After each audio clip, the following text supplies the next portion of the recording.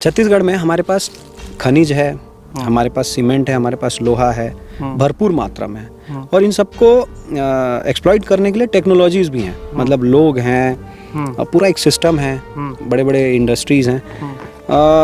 मुझे ऐसा लगता है कि अच्छा, छत्तीसगढ़ में हमारे पास रिसर्चर्स भी एग्रीकल्चर को लेके एक से एक दिग्गज हैं। जैसे ये वेराइटी है VNR, ये देश भर में अभी तूफान मचा रखा है। ये देन छत्तीसगढ़ के ही किसान की है। 300-350 लेबर भी एक बार में यहाँ काम करते हैं इस फार्म पे। अच्छा। तो इसका जो अच्छा रंग है वो उस शेड के कारण से आता है, और इसको गर्म होने से भी वो बचाता है। तो इसलिए पेपर का शेड बहुत जरूरी है। एक एक दंगाल में आपको 50-50 फल लेने हैं कि 25 साल तक, 20 से 25 साल तक ये अच्छा खासा देता रहेगा। अच्छा। ऐसे ही मैं और मेरे जैसे बहुत सारे किसान हैं जो मदद करना चाहते हैं, और ईमानदारी से और निस्वार्थ भाव से। खेती ना फील्ड में बाद में करना, आप पेपर में पहले कर लो। जाम की खेती में करना चाहता हूँ कहेंगे तो 3,60,000 रुपए पर एकड़ आपको KCC का लोन मिल जाएगा। अच्छा, इस तरीके का लोन 2 एकड़ खेत वाले को भी मिल सकता है, 3 को भी, 5 को भी, 1 एकड़ वाले को भी मिल सकता है। नमस्कार दोस्तों, मैं ओम प्रकाश अवसर। यूं तो छत्तीसगढ़ को धान का कटोरा कहते हैं, लेकिन पुराने समय से बागबानी पर छत्तीसगढ़ में बहुत बेहतर वर्क होते रहा है।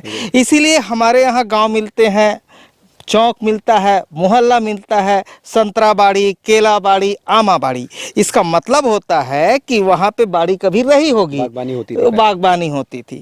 पहले हम लोग गांव पे भी देखते थे कि नदिया का जो छोर होता था, तट होता था, वहाँ पे बागबानी किसानों की हुआ करती थी। लेकिन बीच के समय पे सारे जो भर्री हैं वो कन्वर्ट होता रहा और सब धान की खेती की तरफ चले गए थे, और बागबानी कम होते होते कम हो गई थी। लेकिन अभी छत्तीसगढ़ पे एक नया चलन चालू हुआ है कि छत्तीसगढ़ के जो किसान हैं बागबानी के तरफ दोबारा लौट रहे हैं, और हम फलों और सब्जियों की खेती में देश भर में नाम कमा रहे हैं और बहुत बेहतर करके दे रहे हैं। जैसे हमारे टमाटर का देश भर में जवाब नहीं, हमारे पपीता का देश भर में जवाब नहीं, अभी हमारे अमरूद का भी देश भर में जवाब नहीं है। तो हम लोग धान के कटोरा के साथ साथ बाकी फल और सब्जियों के कटोरा के तौर पे भी देश में सामने प्रतिष्ठित हो रहे हैं, दिखाई दे रहे हैं। और ऐसे ही एक नवयुवा किसान हैं जो इंग्लैंड से पढ़ाई करके आए हैं, और इस फार्म का एक वीडियो हमने और कवर किया है। और इस वीडियो के आखिर पर मैंने कहा था कि मुझे कोई जागरूक फार्मर मिलता है तो मैं कोशिश करता हूं कि उनसे सारी जागरूकता की बातें लेकर आम किसानों तक, बाकी नौजवान जो हैं उन तक पहुँचा सकें। और सर इंग्लैंड में पढ़ाई करके जवानी पे ही लौट आए हैं और खेती कर रहे हैं अमरूद की।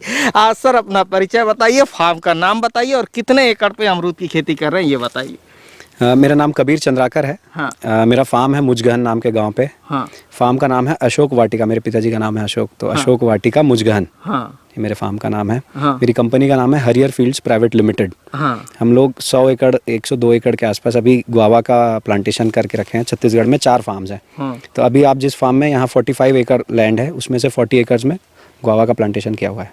अच्छा, और ये एक मशीन है, इस मशीन को भी समझेंगे। और साथ में जैसे हमने पिछले वीडियो पर कहा था कि सर ने 10 साल पहले जो पौधे लगाए थे, वो पौधे को भी मैं इस पर दिखाऊंगा। तो चलिए सर से बात करते हैं और उसके एक्सपीरियंस का बेनिफिट जो है छत्तीसगढ़ के जो जवान नवयुवा हैं वो उठाएं। इसलिए चलिए उनसे डिटेल बात करें। लेकिन उससे पहले कहूँगा, अगर आपने अभी तक हमारे चैनल को सब्सक्राइब नहीं किया है तो सब्सक्राइब करें और बेल आइकन पर क्लिक करें, जिससे इस तरीके के वीडियो के आपको नोटिफिकेशन मिलते रहे। अगर ये वीडियो फेसबुक पेज पर देख रहे हैं तो पेज को लाइक और फॉलो कर लें। अच्छा सर, सबसे पहले इसी को समझ लेते हैं, ये क्या है, फिर हम पे चलेंगे। ओके, ये इस डिवाइस का नाम है, फसल नाम की कंपनी ने इसको बनाया है। हाँ। ये डिवाइस क्या करती है, ये छोटा एक वेदर स्टेशन है।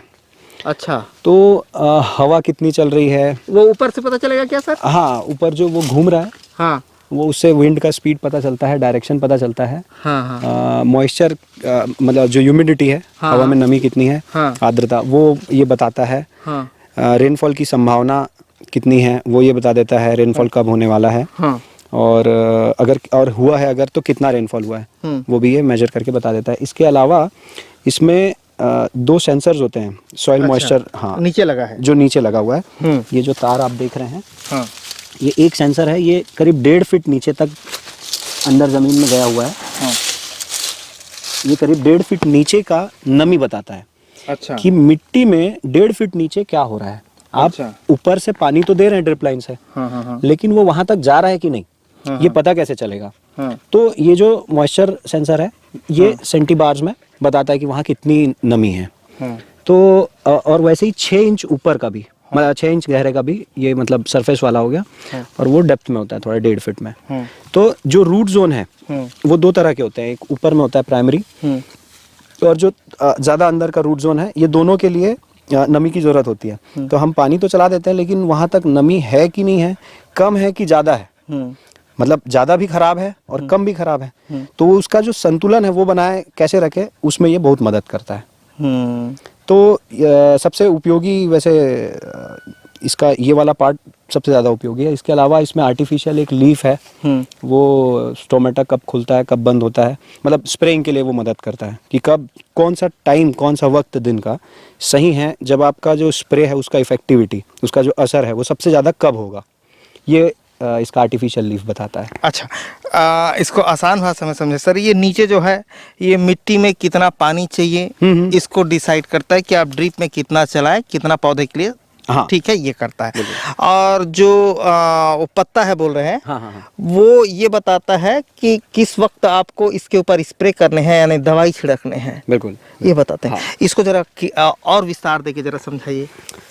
इसको समझने के लिए ऐसे समझते हैं कि ये जो पत्ते हैं, जब सनलाइट होता है तो ये पत्ते खुलते हैं, इनमें छोटे छोटे बारीक पोर्स होते हैं। हाँ। ये पोर्स जब खुलते हैं तो यहाँ से पानी जो है पत्तों में वो इवेपोरेट होता है, हाँ। जिसके कारण एक प्रेशर क्रिएट होता है। हाँ। तो प्लांट नीचे के मॉइस्चर को ऊपर जड़ों के माध्यम से ऊपर लेता है। अच्छा, है ना। तो ये कब कब होता है इसकी जानकारी हमको वो आर्टिफिशियल जो लीफ की मैं बात कर रहा हूँ उससे मिलता है। अच्छा, और उससे हम ये तय कर सकते हैं कि इसमें कौन सा सबसे उपयुक्त समय है स्प्रे करने का।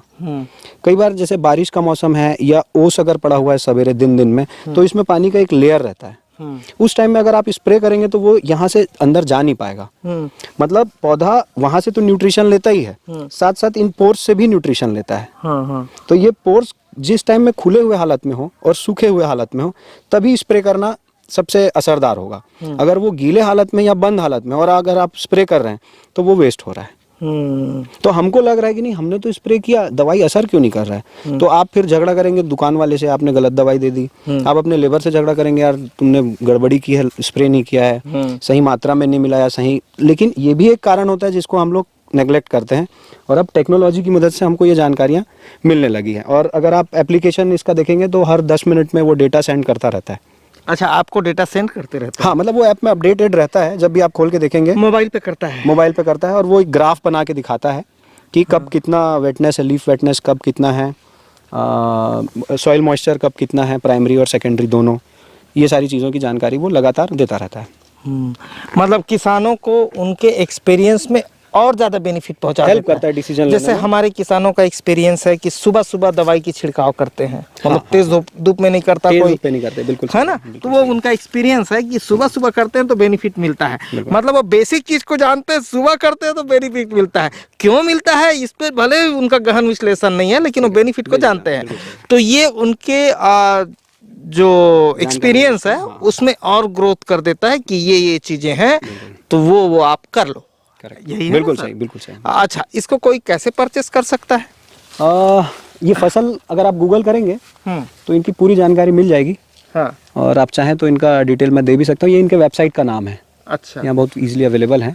अच्छा, तो इनसे आप संपर्क कर सकते हैं जिनको चाहिए। हाँ, जिनको अच्छा, एक चीज़ मुझे समझाइए सर, हमारे यहाँ बहुत किसान ऐसे हैं जो टमाटर वाले हैं, है ना, धमधा, लुड़ेग, इन सब क्षेत्रों पे जो 2 एकड़ 4 एकड़ में करते हैं, तो क्या वो भी लगा सकते हैं कि बड़े फार्मर के लिए ठीक? नहीं, ऐसा नहीं है, बिल्कुल वो भी लगा सकते हैं। जितने का ये डिवाइस है मेरे ख्याल से अभी इसका कीमत 36,000 ऐसा कुछ होना चाहिए, 36-40 हज़ार के बीच में कुछ होगा। हाँ।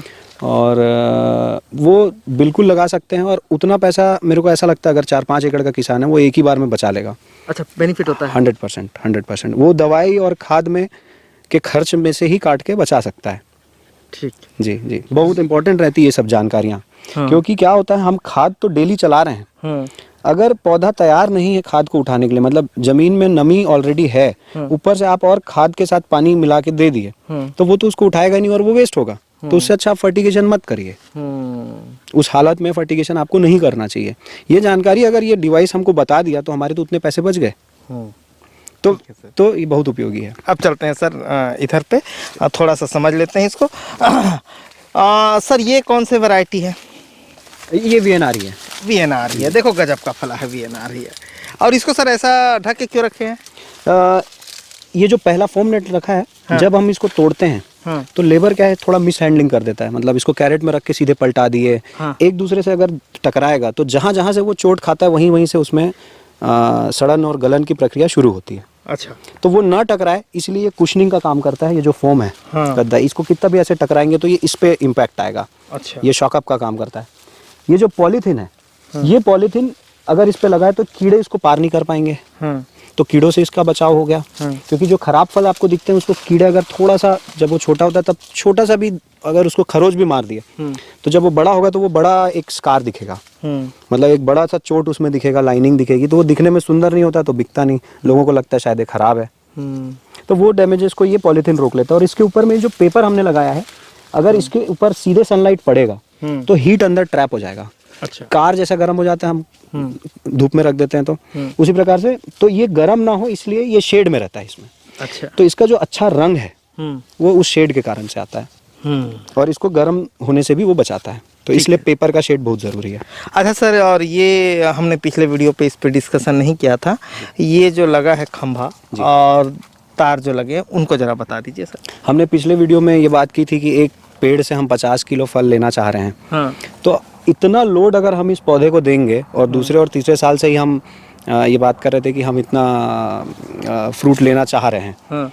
तो इसके लिए इसको एक सपोर्ट सिस्टम पैरेलली देना बहुत ज़रूरी है। हाँ। तो ये जो खंभा है ये 7.5 फीट का है, कंक्रीट का है। हाँ। इसके अंदर यहाँ से देखिए ये 4 रॉड डले हुए हैं अंदर। अच्छा। है ना, ये इसको मजबूती देते हैं। और इसमें ये 5 mm का ये जो तार है, ये 3 लाइन में चलता है। अच्छा। तो ये इसको स्टेबिलिटी देता है, अगर हवा आया, तूफान आया तो ये इस फल के उससे गिर ना जाए, इसको देता है। हाँ, तो उस सपोर्ट देने के लिए इस खंबे को लगाना जरूरी है। दूसरा एक ट्रेलिसिंग मेथड होता है, इसके बारे में हम डिस्कस कर सकते हैं। मेरे पास एक एक्सपेरिमेंट का प्लॉट है, छोटा सा है। अच्छा सर। तो उसमें क्या करते हैं, सिर्फ 6 शाखाएं ही रखते हैं। इतने बड़े कैनोपी की हमको जरूरत नहीं होती। तो वो एक अलग मेथड है, तो उसमें भी ये काम में आता है। अच्छा सर जी, ठीक है। तो चलिए चलते हैं, और सर जिस एक्सपेरिमेंट वाले प्लांट की बात कर रहे हैं वो पहले देख लेते हैं, उसके बाद हम चलते हैं वो पुराने पौधों में। हाँ सर, इसमें क्या एक्सपेरिमेंट हुआ है बोल रहे हैं? एक्सपेरिमेंट नहीं, ये एक तरीका है। जैसे ओपन कैनोपी हमने देखा, अभी तक जितने पौधे हम देखते हैं या देखते आ रहे हैं बचपन से, तो वो कैसा होता है, एक ऐसा गोल घेरा होता है ऊपर पत्तों का, शाखाओं का, डंगालों का, जिसमें फल लगते हैं। एक बीच में तना होता है, जड़ होता है। इसमें क्या होता है, बीच में एक तना है, इसको ध्यान से देखिए, ये एक तना यहाँ से लेके यहाँ तक गया। हाँ। वहाँ पे जाके हमने उसको काट दिया। हाँ। अब इसमें सिर्फ 6 डंगाल रहेंगे। अच्छा। ठीक है। हाँ। एक एक दिशा में 3-3 डंगाल। इस तरफ एक डंगाल यहाँ से गया, एक, ये दूसरा, हाँ, और ये वाला तीसरा डंगाल। हाँ। इसी प्रकार इधर भी 3, एक बीच में, और ये नीचे तीसरा। हाँ। ठीक है। हाँ। इस पूरे पौधे में आप ध्यान से देखेंगे तो सिर्फ 6 ही डंगाले हैं। हाँ। ठीक है, एक मेन ब्रांच हुआ। हाँ। और ये 6 इसके साइड के ब्रांचेस। अच्छा। अब ये साइड के जो ब्रांचेस हैं, इसमें देखिए, इसमें अलग अलग शाखाएं कितनी आई हैं, 1 2 3 4 5 6 7, ऐसे आप गिनते चलेंगे तो यहाँ तक लंबा होकर, हाँ, है ना, ये होना चाहिए था इसके ऊपर। हाँ। एक लंबा, अभी इसको और डेवलप करना है, कटिंग प्रूनिंग होके, हाँ। कटाई छटाई करके ये उसमें बंधा जाएगा। हाँ। और यहाँ आधे तक हाँ। में ये कट हो जाएगा। अच्छा। जैसे मेन वाले को हमने ऊपर में कट कर दिया, हाँ। ये यहाँ पे जाके कट हो जाएगा। अच्छा। अब इसमें जो ये साइड शाखाएं आएंगी, हाँ। इसमें फल लगेगा। तो अच्छा। मतलब इसका जो कैनोपी है, ये एक पर्दे की तरह आपको दिखेगा। अच्छा। हाँ, हाँ, हाँ। ये ऐसा गोल घेरा नहीं बनेगा, हाँ। ये पर्दे की तरह दिखेगा। हाँ। तो आपका स्पेस बच गया। हाँ। अब कैलकुलेशन ऐसा होता है, जैसे कहा कि आपको मान लीजिए कि 100 किलो लेना है। हाँ। 1 किलो में 3 फल होते हैं, तो 300 फल लेने हैं आपको। हाँ। तो 300 भागित 6 कर लीजिए। हाँ। 300 फल भागित 6 करेंगे। हाँ। तो एक एक डंगाल में आपको 50-50 फल लेने हैं। लेकिन वो 50-50 फल 2 राउंड, 3 राउंड, 4 राउंड में लेंगे आप, है ना। तो ऐसा करके एक ब्रांच में अगर आपको 50 फल लेने हैं, इसमें एक फल, एक एक में 2-2, 3-3 फल लगभग आते हैं। जैसे ये वाला देखिए, ये वाला, ये इसमें आया हुआ है। अच्छा। ये इसमें कितने हैं? ये 5 हैं, लेकिन इसमें से 5 नहीं ले सकते। हाँ। क्योंकि ये सह नहीं पाएगा। इसमें भी 3 दिख रहे हैं। हाँ, हाँ। ये भी नहीं सह पाएगा। और ये मैंने कटिंग का प्रोसीजर तो आपको बताया था, यहाँ से कट करेंगे तो 2 ब्रांच आएगा। हाँ, हाँ। तो इसमें एक एक ही आप कैलकुलेट कीजिए। हाँ। तो यहाँ से अगर 1 2 3 4 अब 4 में भी हमने फिर कट कर दिया, फिर यहाँ से आ गए। ऐसा करके अगर हमको 25 भी मिल रहा है और हम 2-2 ले रहे हैं तो 50 एक ही बार में हम ले सकते हैं। अच्छा, अगर हम चाहें तो। हाँ। लेकिन इतना लेना नहीं चाहिए, रिकमेंडेड नहीं है, क्योंकि इतना वजन ये सह नहीं पाएगा। तो नहीं सह पाएगा, इसीलिए जो ट्रेलिंग सिस्टम आप तार की बात कर रहे थे ना, हाँ। वो ये जो तार है और ये जो खंबा है इतना मजबूत, ये इसीलिए इसमें दिया गया है। अच्छा, तो सर जैसे राउंड वाला जो सिस्टम है वो ज़्यादा बेनिफिट है कि ये जो फ्लैट वाला है? दोनों के अपने अपने अच्छाइयाँ भी हैं और बुराइयाँ भी है, प्रोज एंड कॉन्स है दोनों के अपने अपने। परिस्थितियों पे डिपेंड कर रहा है कि हाँ, कैसे आप करें। बिल्कुल। और नहीं, आपका टारगेट मार्केट कब है, हाँ, और कौन सा है। हाँ, जैसे आप साल के कौन से टाइम पे लेना चाह रहे हैं, और आपको मेंटेनेंस अगर अच्छा करना है बहुत ही, और सिर्फ हाई क्वालिटी करना है, तो ये ज़्यादा अच्छा है। अच्छा, और हर तरह का फ्रूट आपको निकालना है राउंड द ईयर, बार बार फिर से फसल लेना है, हाँ। तो वो वाला ज़्यादा अच्छा है। अच्छा, ठीक है सर। ये कॉस्ट बहुत ज़्यादा लगता है इसमें। इसमें क्योंकि डेवलपमेंट के लिए ये इसका जो ट्रेलिसिंग का सिस्टम है, इसको डेवलप करने के लिए खर्चे काफ़ी हैं उसकी तुलना पे। उस पे तो पौधा खुद ही अपना सहारा खुद ही बन जाता है। इसमें लेकिन आपको सहारा देना पड़ता है। ये देखिए, ये जो है ना, ये यहाँ से 6 mm का रॉड है, हाँ, और अंदर 2 इतने बड़े बड़े बोल्डर डले हुए हैं स्टे के लिए, ताकि ये स्थिर रहे। आप देखते होंगे जैसे बिजली के खंबे हैं, कि जहाँ खत्म होता है वहाँ एक स्टे दिया जाता है। हाँ, हमेशा ये आखिरी, जहाँ जो आखिरी खंबा है उसमें स्टे देते हैं। हाँ, हाँ, क्योंकि इसका जो पूरा तनाव है, जो इसका टेंशन है वायर का, हाँ। वो ये जो स्टे है ना, वो संभाल के रखता ये है, खींच के उसको खींच पकड़ के रखता रख है। सके। इसी प्रकार ये भी इसके पूरे टेंशन को, ये तीनों का, ये खींच के रखता है। हाँ, ये वाला जो स्टे है, तो ये स्टे बनाना, गड्ढा करना, अंदर पत्थर डालना, फिर ये 6 mm का रॉड है, इसको इरेक्ट करना, ये सब में खर्चे काफी आते हैं।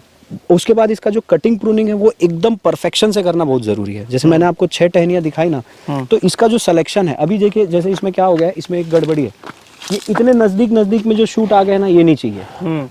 देखिए यहाँ भी आ गया, यहाँ भी आ, ये ओवरलैप हो रहे हैं। अभी इनका कटिंग प्रूनिंग हुआ नहीं है। जब ये हो जाएगा तो ये एकदम क्लियर अलग अलग आपको साफ साफ दिखेंगे। अच्छा, अभी हुआ नहीं है, तो वो कटिंग प्रूनिंग करना ये ज़्यादा टेक्निकल काम है। हाँ, ओपन कैनोपी में आप बता दिए कि नहीं आपको ऐसा शेप देना है, तो वो अपना ऊपर नीचे भी कर देंगे तो चल जाएगा उसमें। अच्छा, लेकिन इसमें ज़्यादा परफेक्शन की ज़रूरत होती है। ठीक है सर जी। सर तो आप चलते हैं वो जहाँ पे पुराने वाले में। पुराने पौधे। अच्छा सर, हम आ गए हैं, ये जो पौधे हैं जी, पुराने वाले हैं वहाँ पे। जी। इन पौधों की उम्र क्या है? ये 2011 में प्लांटेशन हुआ था, तो लगभग 11 साल के ये पौधे हैं। अच्छा, और सर ये इसकी टोटल मतलब प्रोडक्शन देने की एवरेज उम्र क्या है? अभी देखिए 11 साल तो लगा के इसको हो गए हैं, अभी तक तो ये दे रहा है। हाँ। ऐसा कहना है कंपनी का जिनसे हमने खरीदा है कि 25 साल तक, 20 से 25 साल तक ये अच्छा खासा देता रहेगा। अच्छा। ऐसे ही 20 साल के बाद ऐसा हो सकता है कि इसका प्रोडक्शन थोड़ा डाउन होना शुरू हो। हाँ। लेकिन फिर प्रॉपर इसका कटिंग प्रूनिंग टाइमली, देखिए जैसे इसका उम्र कैसे पहचानते हैं, इसके तने की आप मोटाई देखें। हाँ। ये कितना मोटा है। अच्छा, ये मैं हाथ रखता हूँ, ये इतना मोटा है तना, है ना, तो ये इससे इसका उम्र समझ में आता है। वो बाजू वाला पौधा और भी ज़्यादा मोटा है, वो और ज़्यादा पुराना होगा। हाँ, और ज़्यादा पुराना है।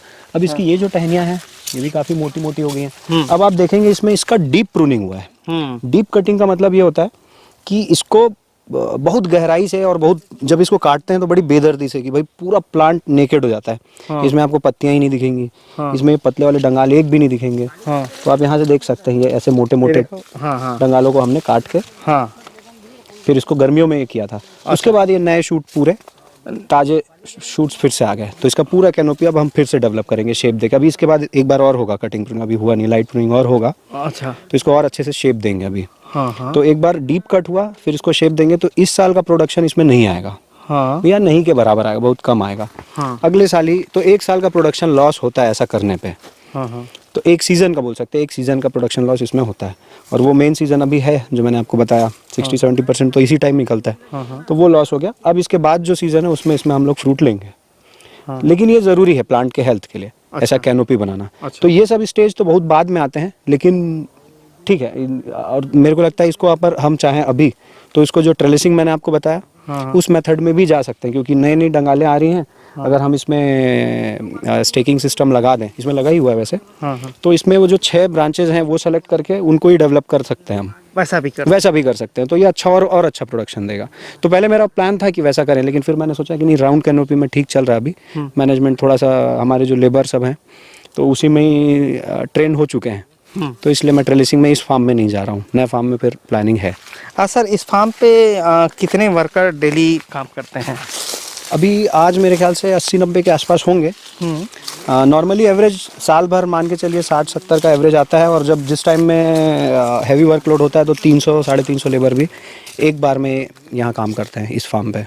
जिस टाइम में बैगिंग होता है तो वो बहुत कम टाइम होता है, कम टाइम में काम बहुत ज़्यादा होता है। मैनुअल वर्क है, जो बैग्स मैंने आपको बताया ना 3 लेयर के चढ़ाना पड़ता है, तो बहुत टाइम टेकिंग काम है। तो उसमें बहुत लेबर भी लगता है और समय भी काफ़ी जाता है उसमें। अच्छा सर, एक चीज़ मैं समझना चाहूँगा कि आप इंग्लैंड से पढ़ाई करके आए हैं और अमरूद कर रहे हैं छत्तीसगढ़ में। हाँ।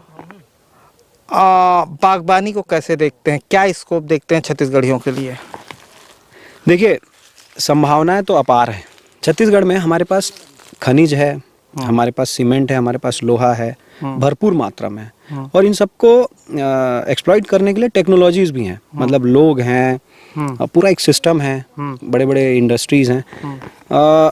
मुझे ऐसा लगता है कि अच्छा, छत्तीसगढ़ में हमारे पास रिसर्चर्स भी एग्रीकल्चर को लेके एक से एक दिग्गज हैं। जैसे ये वैरायटी है VNR, ये देश भर में अभी तूफान मचा रखा है। ये देन छत्तीसगढ़ के ही किसान की है, इसका उपज यही हुआ है। तो मुझे ऐसा लगता है कि कमी जो है वो थोड़ा इन्फॉर्मेशन में है।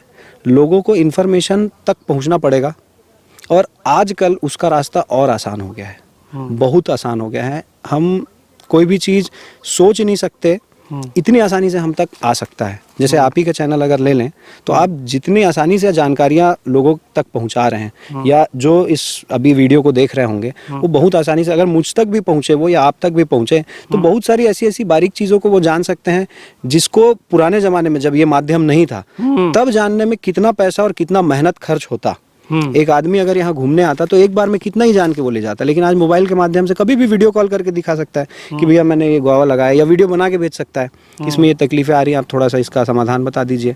या जो मेथड की हम बात कर रहे हैं, ट्रेलिसिंग मैं करना चाह रहा हूँ, इसके क्या क्या फ़ायदे क्या क्या नुकसान है, अगर आप शेयर कर दें। अच्छा, मैं ना करूँ तो इतने हज़ार इन्फॉर्मेशन, इतने करोड़ लाखों इन्फॉर्मेशन गूगल में अवेलेबल हैं, लिटरेचर हैं, वीडियोज़ हैं, फ़ोटोज़ हैं, डॉक्यूमेंट्स हैं, कॉन्टैक्ट नंबर है एक्सपर्ट्स के। कोई भी बहुत आसानी से, आज जिस युग में हम जी रहे हैं ना, ये वरदान है, आप मान के चलिए। सिर्फ ज़रूरत है तो लोगों को उस सही जानकारी तक पहुंचने का, उस माध्यम को खोजने का। सब कुछ यहाँ है, इंटरनेट में अवेलेबल है। आप जैसे अच्छे लोग हैं जो ये इतना बढ़िया काम कर रहे हैं, तो मुझे लगता है कि बहुत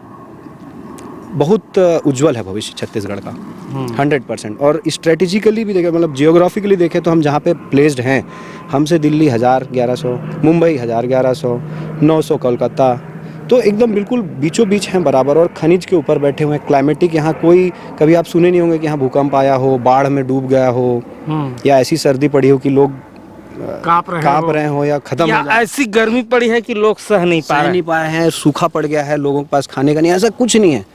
संपन्न ये जो मतलब क्षेत्र है, सिक्योर्ड पैलेस पे, सबसे सिक्योर्ड जगह, डर नहीं है। हाँ। और मुझे कई बार लगता है कि यही हमको ज्यादा प्रोग्रेस नहीं करने का कारण भी यही है। क्योंकि सुखी अगर आदमी है, जिसका पेट भरा है, जिसको भूख लगी नहीं रहा है, आप उसको कैसे और खाने के लिए प्रेरित कर पाएंगे? ये भी एक रीजन है कि जैसे मैं उड़ीसा कवर कर रहा था, जो तटीय क्षेत्र है, तो वो लोग कह रहे थे कि भैया साल में 2 बार साइक्लोन आ ही जाता है। है ना? ऐसा कोई दिक्कत छत्तीसगढ़ पे नहीं है, है ना? कोई तूफान आएगा उसका भी डर नहीं, मतलब एकदम सेफ जगह पे है, सिक्योर जगह पे हैं, भरपूर, और प्रकृति से एकदम धन धान्य से परिपूर्ण है। मतलब ऐसा भी नहीं कि जैसे हम कई जगह देखते हैं कि रेत है तो वहाँ फसलें कम होंगी, ऐसा दिक्कत, वैसा भी नहीं है। बहुत सही जगह पे और शानदार वातावरण के साथ है, और इसका उपयोग करना छत्तीसगढ़ियों की अब जिम्मेदारी है। और वो भी संभल के उपयोग करना, दोहन नहीं करना, समझदारी के साथ उस जो प्रकृति है उसका उपयोग करें, ये उनकी जिम्मेदारी। और एक चीज़ इसमें ऐड करना चाहूँगा कि लेबर के जो प्राइस, क्यों लेबर की बात मैं कर रहा हूँ, खेती में सबसे बड़ा खर्च आपका लेबर होता है।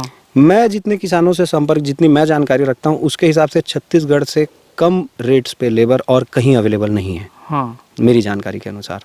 अच्छा। हाँ, तो ये भी एक बहुत बड़ा प्लस पॉइंट है कि हमारे पास अपॉर्चुनिटी कितनी सारी है। आप सोचिए कि कम रेट में, अच्छा ज़मीन की भी कीमतें उतनी नहीं है जितनी बाहर हैं। अगर आप पंजाब, हरियाणा या महाराष्ट्र के भी कुछ जो अच्छे इलाके हैं वहाँ आप पता करेंगे तो उसके 10% 20% रेट में हमारे पास ज़मीनें अवेलेबल हैं। रिसोर्सेज मतलब जो जो रिसोर्सेज हमको लगते हैं अच्छा कृषि करने के लिए वो सब कुछ यहाँ भरपूर उपलब्ध है। लोग भी उपलब्ध हैं, सिर्फ ज़रूरत है कि लोगों के अंदर इच्छा शक्ति जगाने की, बढ़ाने की और एक लक्ष्य तय करके उसमें आगे बढ़ने की। और हमारे यहाँ ज़मीनें भी अच्छी खासी है। पर स्क्वायर किलोमीटर अगर मैं गलती नहीं कर रहा हूँ तो 186 लोग रहते हैं लगभग, है ना। तो उस हिसाब से ज़मीन हमारे पास अच्छी है ना, तो उसकी कमी नहीं है।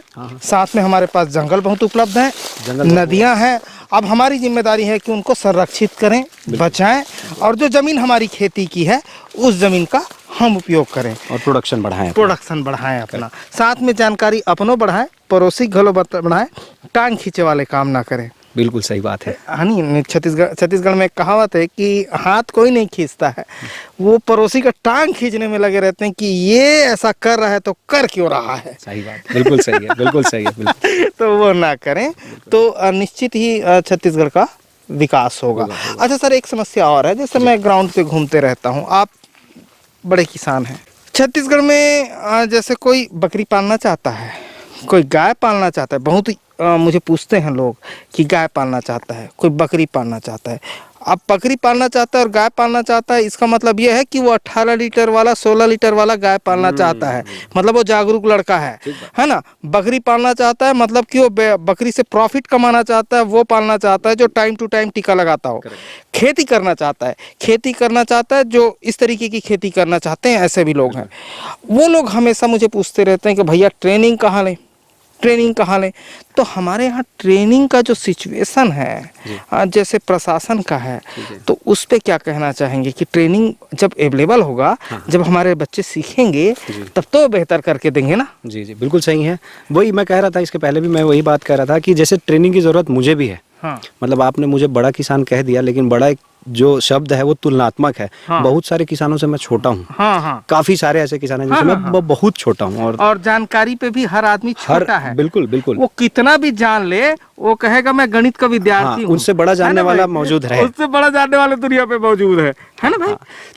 तो वैसी कि मुझे ये लगता है कि एक थ्योरी है कि प्यासे को कुएं तक पहुंचना पड़ता है। जिसको प्यास लगी है उसको वहां तक पहुंचना पड़ता है, और आपको प्यासा होना पड़ेगा। मतलब जिज्ञासा का जो स्तर है वो वहां तक पहुंचाना पड़ेगा कि आप कुआं खोज लें। और कुआं मौजूद है, कुआं मौजूद है, आपके आसपास ही मौजूद है। और आपका कहना है कि बहुत सारे लोग ट्रेनिंग को खोजते हैं, और मैं ये कहना चाहता हूँ कि मैं और मेरे जैसे बहुत सारे किसान हैं जो मदद करना चाहते हैं, और ईमानदारी से और निस्वार्थ भाव से।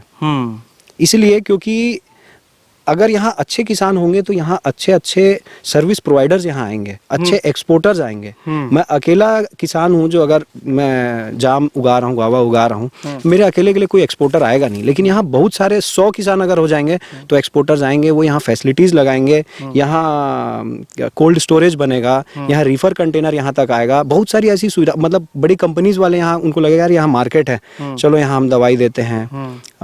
एग्रोनॉमिस्ट को हम अफोर्ड कर पाएंगे इजराइल से और ऐसी जगहों से जहाँ मतलब इंटरनेशनल लेवल का चीज़ यहाँ हम कर पाएंगे। उसके लिए वॉल्यूम की ज़रूरत है, उसके लिए एक मार्केट बनाने की ज़रूरत है। तो हम लोग भी चाहते हैं कि लोग आए आगे, और जो लोग कृषि कर रहे हैं, जैसे संसाधन की हम बात कर ही लिए कि यहाँ सब जब अवेलेबल हैं, तो वैसी मेरे जैसे मैं भी और बहुत सारे ऐसे किसानों का ग्रुप भी है, समूह भी है जो चाहते हैं कि हम मदद करें। तो मेरे को लगता है जरिया आप ही बनेंगे, या आप जैसे और जो यूट्यूबर्स हैं और जो इन्फॉर्मेशन को इधर से वहां तक पहुंचाएंगे, पहुंचा सकते हैं। बिल्कुल है ना। ठीक है, तो इस तरीके से कर सकते हैं लोग, करना चाहिए, और खोजेंगे तो निसंदेह मिलेगा, और अलग अलग जगह पे अलग अलग बहुत सारी चीजें मिल जाएगी। अच्छा, एक चीज बताइए जी, जैसे आपने कहा कि मैं 100 एकड़ पे खेती करता हूँ। अभी पिछले बार मैंने बलौदा बाजार से एक वर्मा जी का वीडियो कवर किया जी। उन्होंने कहा कि 350 एकड़ में मैं सब्जी की खेती करता हूँ। तो यूट्यूब पे लोग कमेंट्स करते रहते हैं कि सब उसी का है क्या, है ना, इतना बड़ा किसान है। तो ये कैसे मैनेज होता है, ये जरा समझाइए, और इसको किस तरीके से आर्थिक मैनेज होता है ये भी समझाइए।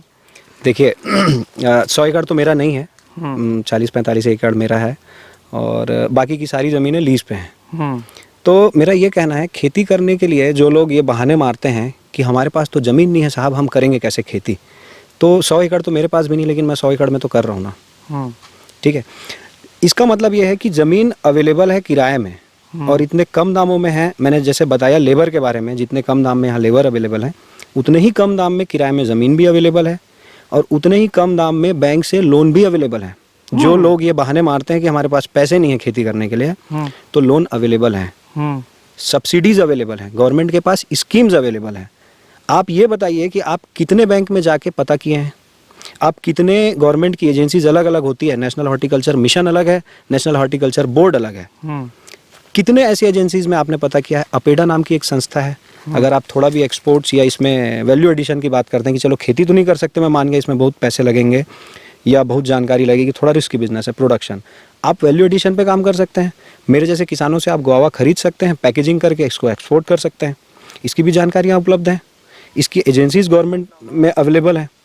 तो आप ज़रूरत ये है कि आपका रिसर्च कितना स्ट्रांग है, आपका प्रोजेक्शन जो प्रोजेक्ट रिपोर्ट होता है वो आपने बनाया है कि नहीं बनाया है, कि आप कहाँ तक पहुँचना चाहते हैं, जो भी सर्विस या प्रोडक्ट आप बनाना चाह रहे हैं उसका एक तरीका होगा, एक टाइमलाइन होगा। जैसे मैंने आपने मुझसे पूछा था कि गुआवा कितने साल में होता है, मैंने कहा कि 2 साल में होता है। अच्छा, मुझसे बहुत सारे किसान ये सवाल करते हैं कि वो कैसे कैसे होगा, तो मैं उनको बोलता हूँ खेती ना फील्ड में बाद में करना, आप पेपर में पहले कर लो और एक्सपेरिमेंट के हिसाब से एक पौधे या 10 एक लाइन में पहले करके देख लो, उसके बाद एक्चुअल में खेती करना। जिस दिन आप पेपर में खेती करेंगे उस दिन आने वाली असली समस्याएं पहले ही पेपर में आ जाएंगी। आपको पता चल जाएगा कि जब कीड़े लग जाएंगे तब मैं किसके पास जाऊंगा। जब आप पेपर में करेंगे तब आपको समझ में आ जाएगा कि कीड़े भी तो लगेंगे, फसल में बीमारियां भी तो आएंगी, या लेबर को खोजना भी तो पड़ेगा।